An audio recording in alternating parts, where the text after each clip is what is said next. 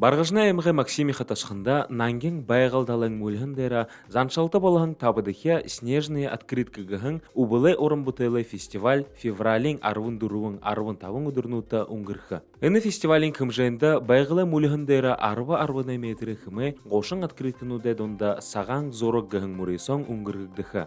Мун фестивальды ирхын олың тота айлшыд, янзың мурыйсонутта, бұйын тамире ылдып усқылнутта орылсқа, олыны хабадылғыда яухыр надында хабады харғыта байха.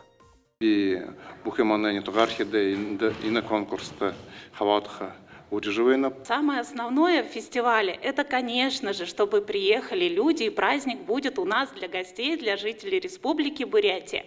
Будем рисовать большую снежную открытку 40 на 50 метров со знаком восточных гороскопов. То есть каждый человек может стать под своим годом рождения и нарисовать свой знак, чтобы в следующем году очень везло.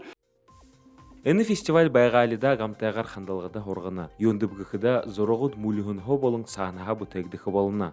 Боряд олса засыға газыр, боряд олса айынчылғын ямың, байгылгыхын айынчылғын мүдеслі тупба, кумуткангыхын зошыд бодыл, туз хымжая болғы эмхитхықшыд болына. Даша Шархунаев, Нимар Аднаев, Бурят ТВ.